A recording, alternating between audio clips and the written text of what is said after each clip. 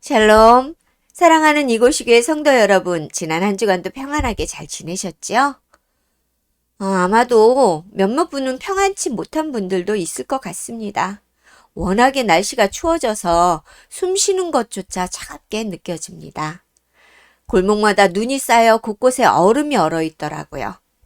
저는 그 얼음의 트랩을 피하지 못하고 넘어졌습니다. 결과적으로 골반이 상당히 아프더군요. 지금도 조금 욱신거립니다. 겨울이니 당연히 추워야 하지만 오늘 같은 강추위가 지속되면 곳곳에 동파나 사고가 일어나기 때문에 각별히 더 주의하셔야 할 것 같습니다. 더불어 주변에 어려운 이웃들이 혹시라도 문제가 생겨 힘겨워하고 있는지 돌아볼 필요가 있습니다. 난방비가 워낙 비싸져서 이 추위에도 난로만 의지하는 분들이 생각보다 많습니다. 특별히 연세 드신 분들은 더 많이 그렇더라고요. 비록 잘 모르는 분들일지라도 주변을 살펴주시는 따뜻한 마음이 필요할 때인 것 같습니다. 이 겨울에 매서운 강추위에 가난한 분들, 홀로 계시는 분들에게는 더 많이 위험합니다. 그들에게 우리들의 사랑과 관심이 필요한 계절입니다. 오늘 하나님께서 이곳이 교회에 허락하신 본문은 로마서 16장 25절에서 27절까지의 말씀입니다. 말씀을 듣는 가운데 하나님의 우리를 향한 지극하신 사랑과 놀라운 계획을 깨닫고 그것에 감사하는 시간이 되시기를 바랍니다. 로마서는 인간들의 구원의 여정과 하나님의 자녀로서의 살아가는 것이 무엇인지를 기록해 성도들에게 바른 길을 제시해주는 책입니다. 영원히 죽을 수밖에 없는 존재였던 우리들이 믿음으로 의롭다 함을 받고 거룩하신 하나님의 존귀하고 영원로운 자녀가 되는 구원의 서정을 심도 있게 서술했기에 구원론의 교과서적인 교리서라고 불리기도 합니다. 우리들은 이것을 칭의론이라고 말합니다. 예수 그리스도께서 십자가의 보혈로 우리의 더러운 죄를 덮으시고 하나님은 그 정결한 보혈을 보시고 우리의 죄값을 사하여 주신 것이기 때문에 의롭다 칭하여 준다라는 뜻을 가집니다. 로마서의 저자는 사도 바울로 그가 3차 선교 여행을 마치고 예루살렘으로 올라가기 전 3개월 정도의 기간 기록한 것으로 알려져 있습니다. 당시 로마에는 자생적인 그리스도인들의 신앙 공동체인 교회가 생겨났습니다. 이 교회들은 아마도 예루살렘의 절기를 지키기 위해 올라갔었던 디아스포라 유대인들이 예수 그리스도의 복음을 받아들이고 로마로 돌아와 전도한 결과로 생겨난 것으로 보여집니다. 유대인들에 의해 세워진 그리스도교 신앙 공동체였던 것입니다. 그래서인지 교회 안에 특별히 율법적인 사고가 가득했습니다. 반면 그들의 전도를 통해 공동체에 들어온 이방인들도 있었는데요. 이들 중에는 자신들이 지켜왔던 전통적인 이방의 관습들을 여전히 지키고 있는 사람들이 상당히 많았습니다. 거기에 황제 숭배가 만연했던 로마의 지리적인 여건도 교회 공동체 안에 좋지 않은 영향을 끼치고 있었습니다. 로마서는 이처럼 혼란스러운 로마 교회를 위해서 바울은 그들에게 바른 교리와 구원에 대한 관점을 세워주는 것이 시급한 일이라는 것을 깨닫고 기록하여 그들에게 모범을 제시한 서신이었던 겁니다. 제가 어릴 때는 초등학교를 국민학교라고 불렀습니다. 국민학교를 다니던 시절 매주 월요일 아침에 등교를 하면 교실에 가방을 놓고 모두 운동장에 모이게 됩니다. 저처럼 키 작은 아이로부터 시작해서 키 큰 아이까지 반별로 줄을 길게 서서 교가도 부르고 새로운 선생님이라도 계시면 소개를 하기도 했던 기억이 새록새록 납니다. 그런데 조회 시간에 가장 긴 시간을 차지하면서 가장 지루했던 시간이 있습니다. 다들 아시겠지만 바로 교장 선생님의 훈화 말씀이 있는 시간입니다. 처음 시작은 산뜻하게, 그리고 이어지는 훈화는 장장 30분을 넘어 긴 여정의 길을 갑니다. 기억에 남는 건 교장 선생님이 가장 많이 했던 말이 다시 말해서 나 마지막으로 그리고 강조해서 말하면 이런 내용들이었던 것 같습니다. 왜 이렇게 같은 말을 또 하고 또 정리까지 친절하게 하셨는지 몰라도 결국 그 내용은 복도에서 뛰어다니지 마라, 수업 시간에 떠들지 마라, 선생님 말씀 잘 들어 라는 등등의 학교 생활에 가는 규범을 잘 지키라는 말이었습니다. 사실 교장 선생님께서 뭐라 말씀하시는지를 귀 기울여 듣는 친구들은 거의 없었습니다. 반복되는 이야기를 지루하게 생각하고 길어지는 훈화에 피곤해지기도 했습니다. 교장 선생님의 이처럼 훈화 말씀을 강조하고 반복적으로 말씀하셨던 이유가 무엇이었을까요? 그것은 아마도 훈화의 내용이 학교 생활을 이어가는데 반드시 필요한 중요한 이야기였기 때문이었습니다. 그래도 가능하면 마무리는 간략하게 하는 것이 좋았을 것 아니었을까 생각해 봅니다. 아마도 사도 바울은 오늘 로마서를 15장으로 끝내려고 했던 것처럼 보입니다.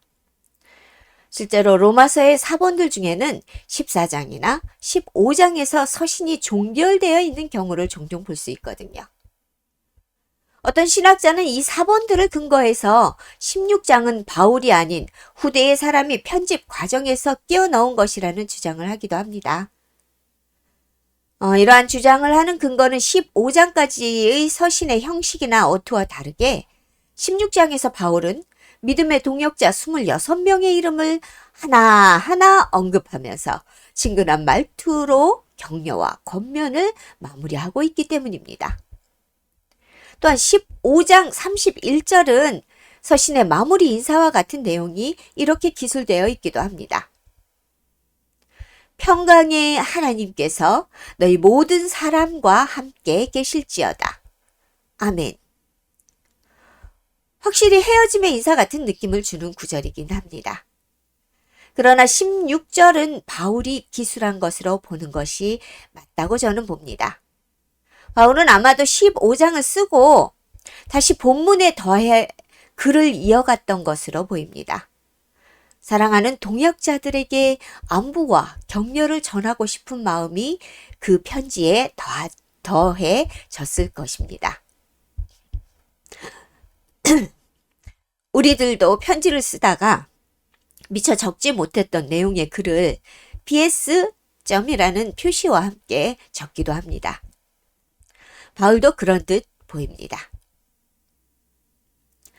사도 바울은 오늘 본문을 통해 자신이 사랑하는 동역자들과 로마 교회 공동체를 향하여 간절한 마음으로 복음이 무엇이며 복음의 삶은 어떻게 살아가야 하는지를 가르쳐 주고자 마음먹고 있습니다.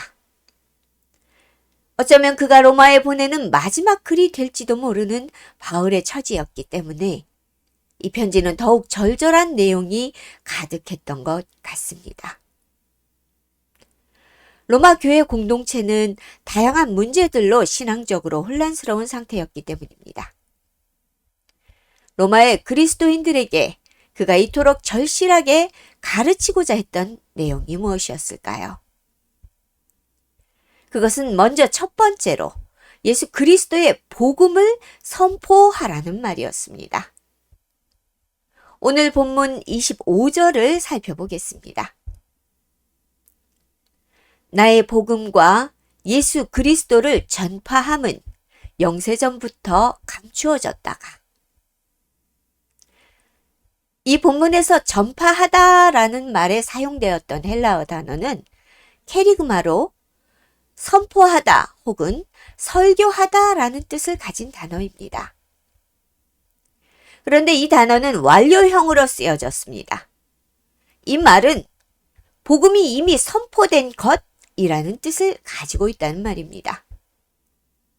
곧 복음이 바로 예수 그리스도의 십자가의 죽음과 부활과 재림에 대한 언약 등이 포함된 총체적인 구원의 메시지라는 말입니다.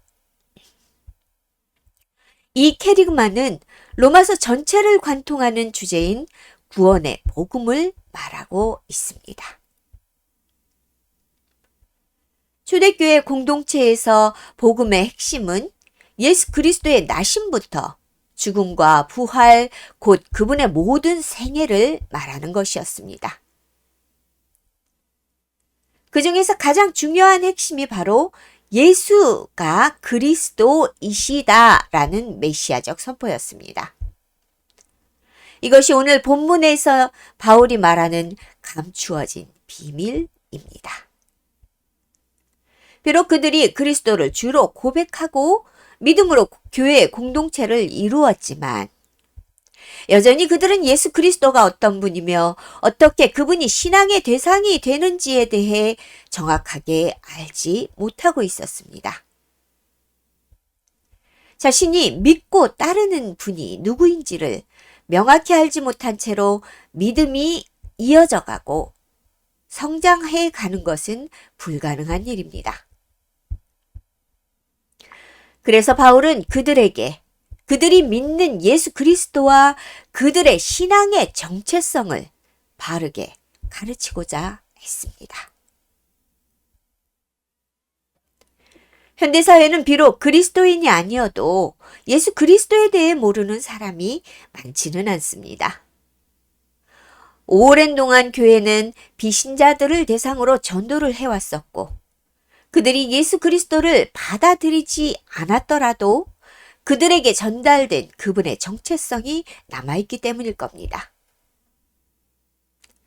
지금은 다양한 교회들이 실수와 어리석은 행태를 보여서 교회라면 고개를 절레절레 흔들어대시는 분들이 많아졌습니다.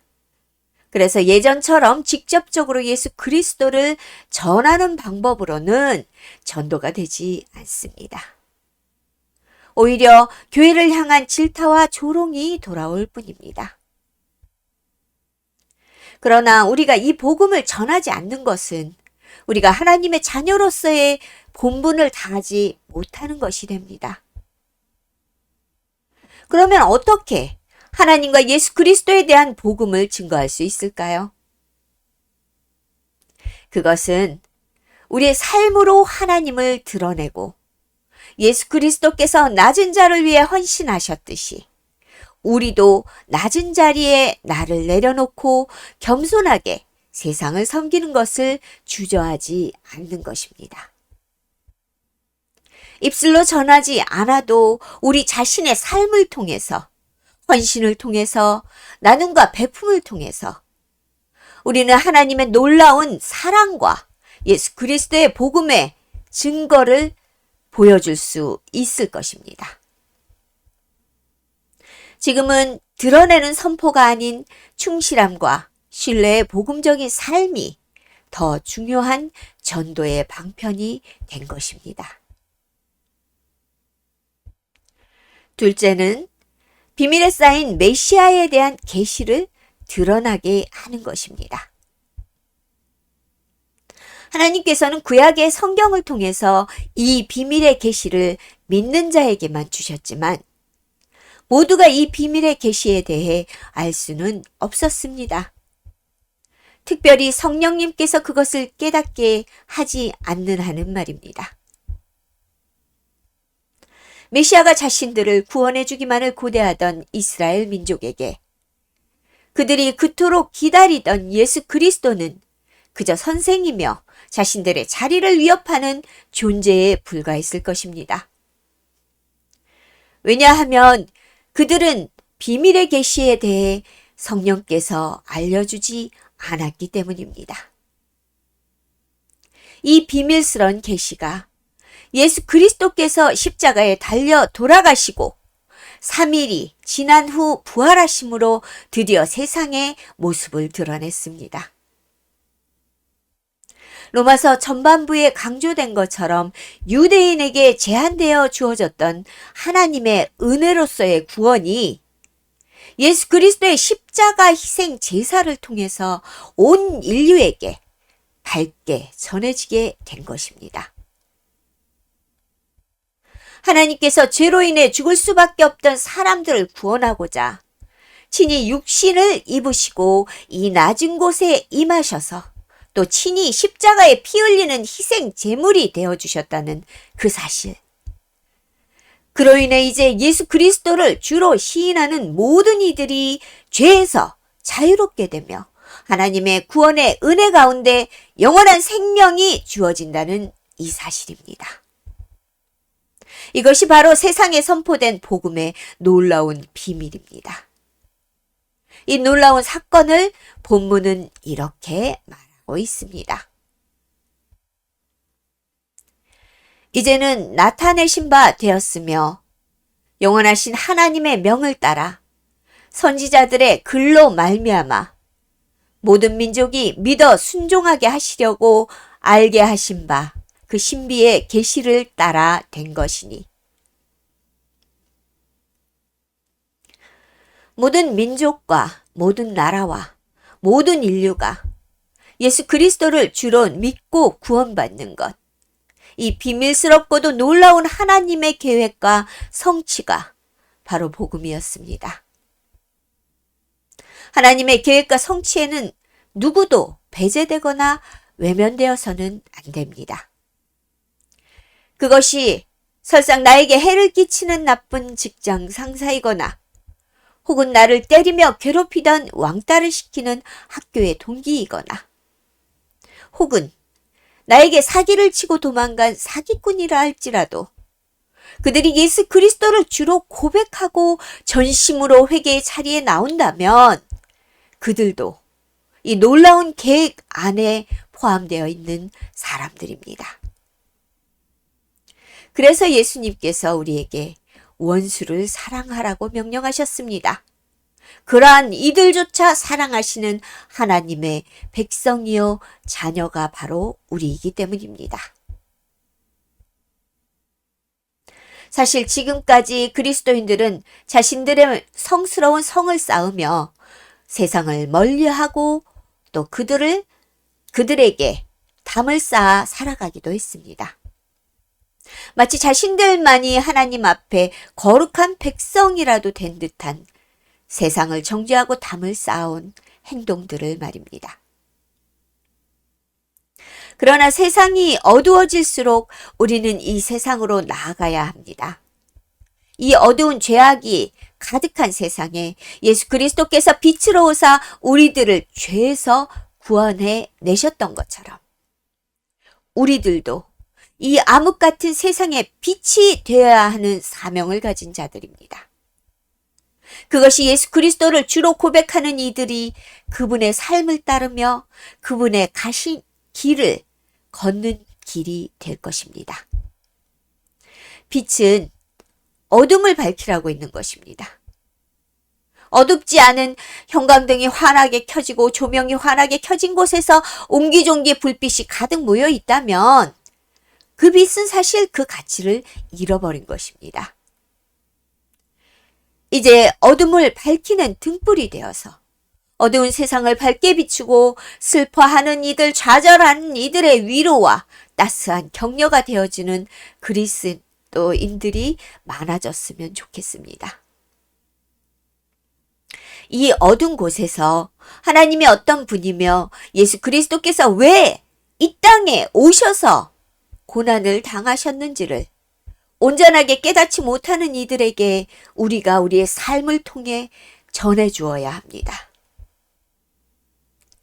저 높고 높은 하늘 영광을 버리시고 이 낮고 비천한 곳에 오셨던 예수 그리스도. 그분이 어떤 목적으로 이 땅에 오셨는지, 그리고 지금 어둠 속에 있는 누군가를 얼마나 간절한 마음으로 기다리고 계시는지를 말입니다. 마지막으로 우리는 예수 그리스도의 구원의 복음을 믿고 그 말씀에 순종해야 합니다. 믿음과 순종에 대해 먼저 믿어야 순종할 수 있다거나 혹은 먼저 순종함으로 믿어진다는 두 개의 견해가 항상 상충합니다. 그러나 무엇이 앞에 있든 무엇이 뒤에 있든 무슨 상관이 있겠습니까? 믿음과 순종을 동일선상에 놓여놓고 우리에게 주어지는 요구라고 생각하십시오. 무엇보다 중요한 것이 예수 그리스도의 복음을 통해 저 어두운 세상 속에 많은 사람들이 주의 빛으로 나오게 하는 것이기 때문입니다. 그들이 빛이신 예수 그리스도 앞으로 나와서 그분을 주로 고백하고 그들이 믿음으로 순종의 삶을 우리와 함께 살아가도록 이끄는 것이 가장 중요한 일입니다. 하나님께서는 먼저 주를 구속주로 고백하고 믿음의 삶을 살아가는 우리들에게 이러한 순종의 삶을 요구하고 계십니다. 그러므로 하나님의 세우신 교회는 닫혔던 문을 활짝 열어야 합니다. 세상을 향해 손가락질하고 정죄를 하던 그 손가락을 걷어들이고 스스로 겸비하며 회개의 자리로 먼저 나아가십시오. 타인에 대한 정죄가 아닌 스스로의 죄를 뉘우치며 자신의 잘못된 삶을 그 모습들을 주님 앞에 고백하며 진정한 복음을 이미 믿노라 하는 교회들도 다시 온전한 복음을 받아들이고 되새겨야 한다는 말입니다. 그러한 행동들을 통해서 더 이상 폐쇄적이고 이기적인 교회라는 말이 세상 사람들의 입에서 나오지 않도록 우리가 먼저 그들을 향해서 문을 활짝 열어야 할 것입니다. 하나님께서 우리를 조건 없이 받아들여 주시고 우리의 주홍 같은 더러운 죄를 용서해 주신 것처럼 이제 우리가, 교회가, 내가 마음의 문을 열고 배려와 포용의 마음으로 세상을 향해 두 팔을 벌려야 합니다.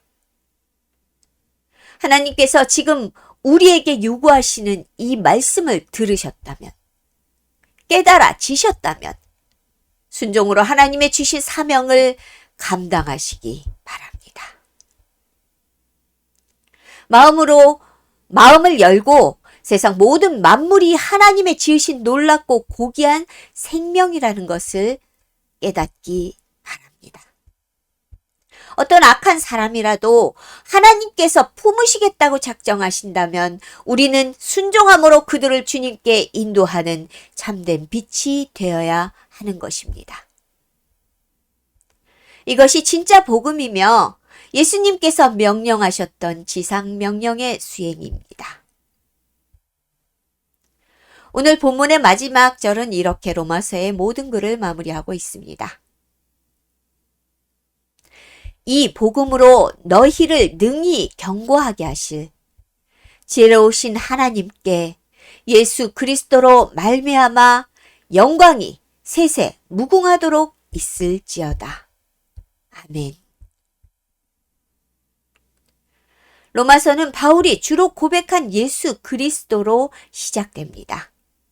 그리고 로마서의 마지막 역시 예수 그리스도로 마무리합니다. 바울은 주를 믿고 따르는 그리스도인들에게 죄에서 벗어나 새로운 생명을 얻은 그들의 삶에 예수 그리스도로 시작되어야 하며 모든 삶의 자리가 모두 예수 그리스도의 영광을 위한 것이 되어야만 한다고 말하는 것입니다. 사랑하는 이곳이교회 성도 여러분, 이 고귀한 삶이 이곳이교회의 모든 성도들의 삶이 되기를 저는 간절히 바랍니다. 주의 음성을 듣고 반응하며 주의 길을 순종함으로 따르시는 삶을 통해 하나님께 영광 돌리시는 이곳이 교회 성도들이 되시기를 간절하게 기도합니다.